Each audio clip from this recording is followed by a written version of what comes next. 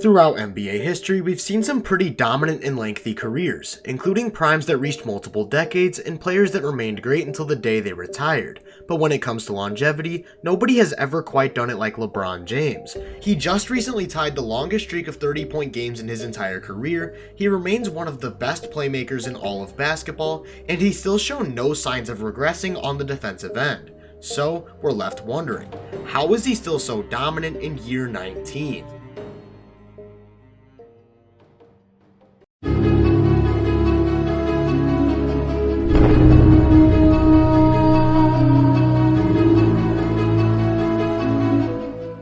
Coming into the season, there were tons of questions on how the dynamic between Russell Westbrook and LeBron James would work, and over this past stretch, it appears they found a potential solution, playing LeBron at the 5. In just over 300 minutes with LeBron playing center this season, the Lakers have an offensive rating of 118.1, which would rank second in the NBA.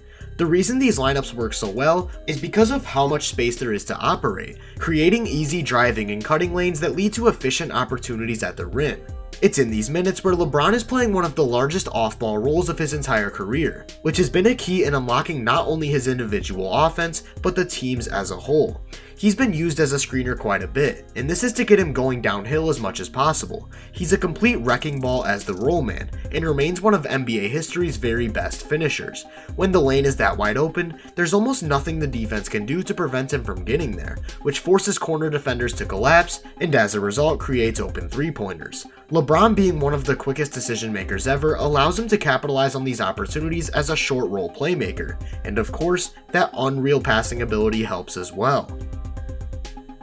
When opposing bigs are able to take away the roll, you'll sometimes see him pop after the screen, and because he's shooting just under 39% from 3 off the catch this season, this is a very effective counter.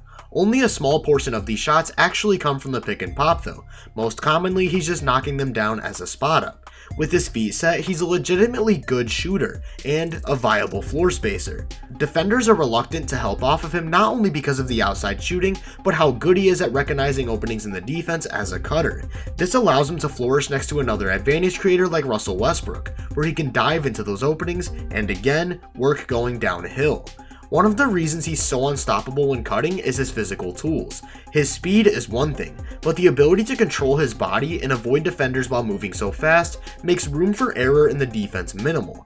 And when they are in position, they still have to deal with his strength and ability to finish through contact at will. It's that strength that allows him to battle for positioning like a classic low post scorer. He's great at sealing off smaller defenders for easy baskets, but also knows entry angles extremely well. Here the quick spin seals off his man, and you'll notice he quickly points at Russ, holding that position until the ball gets across the court where he can cut for the easy layup. You'll notice how easy some of these shot attempts are. Playing off the ball next to another strong initiator has made scoring so much easier for him. His current point average would be his highest since 2010, and the efficiency at which he's doing it since 2014. It's not just LeBron scoring off the ball that's made him so dominant though.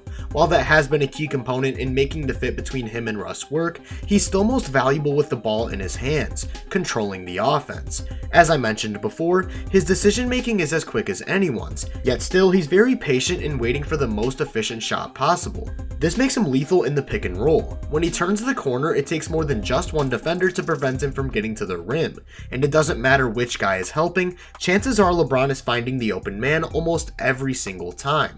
Even when there's seemingly no angle, and the open man is on the complete opposite side of the floor, these possessions consistently end in a wide open 3-point shot, and when he uses some manipulation, a wide open layup. LeBron's also a high-level creator when working in isolation. With his back to the basket, he's got a very strong fadeaway that he can hit turning over either shoulder, although he definitely prefers his right. The amount of separation he's able to create on these shots is almost absurd, making it very difficult to contest, and as a result, forcing defenders to overplay it. He counters these overplays with strong spins that set up drives to the basket, and once he beats his man, there's almost nothing the defense can do to prevent 2 points. On the off chance they are actually able to rotate in time, he can counter that with a strong follow-away mid-range jumper or some more playmaking. It's that passing ability that makes defending his post isolation so difficult. If any cutter beats their man as they dive into open space, it leads to an open layup. But send any weak side help on those and live with him hitting a shooter right in the pocket. Also can't send a double team unless the goal is to let anyone take the open shot but him. But maybe this actually is the most effective strategy because once he faces up, there's arguably no one who can stop him from getting to the rim. Let me put it this way. LeBron is ridiculously efficient in isolation, but defenses can't send help because he consistently finds the open man. He hits cutters at an extremely high rate, but defenses can't send help because he'll hit a shooter right in the pocket. Defenses can't double team him because he'll create the most efficient opportunity possible for a teammate. No matter what the opposition does to defend him, he almost always makes the right decision, and that makes him one of the most unguardable on-ball players ever.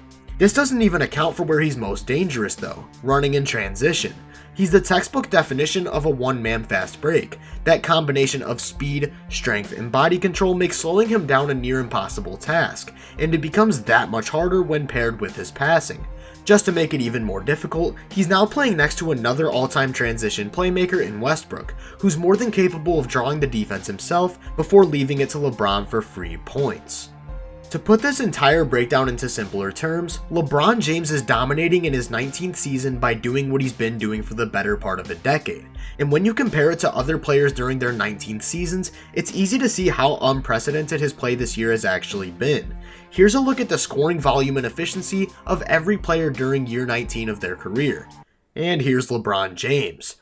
It's not just the offense that has been so impressive though, he also remains a legitimately good defensive player. He's most commonly off the ball, and although he does have a questionable motor at times, when locked in, he's great at preventing shots from getting to the rim. He has strong IQ and good positioning when playing as a roamer, and he's got quick enough reaction time to occasionally make an elite help play. His quick hands allow him to take away potential cutting lanes and make him very effective in preventing the ball from getting to the roll man after a screen. He's still very versatile as a man defender as well. Although he's not a high-level rim protector, he uses those quick hands to swipe down at the ball and bother bigs who aren't keeping it high, and his strength makes him relatively immovable at times in the post. When defending the perimeter, you'll usually see him switch on screens when he has the chance, because playing in that more off-ball, roaming big role has less strain on his body, and doesn't require quite as much energy. But when he is forced to step out, he's very capable. He moves his feet well to keep his man in front of him, and even when he does get beat off the dribble, he's amazing on the recovery. He still routinely gets that signature chase down block, not only on these recoveries, but in transition as well. All things considered, he remains a clear positive on the defensive end, and because one of his only flaws is lack of engagement in lower leverage situations, I expect his value to ramp up even more come playoff time. He's both a top 5 scorer and playmaker in the entire NBA, and he's proving that he can maintain that offensive impact next to another high-level initiator. He's still playing at an MVP level, and remains one of the best players in the entire NBA in his 19th season. Needless to say, this has never been done before. If you enjoyed this breakdown, make sure to drop a like, subscribe, and turn my post notifications on to be first on more content. If you're interested in my more in-depth research, make sure to check out my website, podcast, and social media profiles. You can find those links in the description. Feel free to let me know down in the comments where you think LeBron James ranks in the NBA and where he currently lands in the MVP conversation. As always, I hope you all have a great day, and I'll catch you guys in the next one.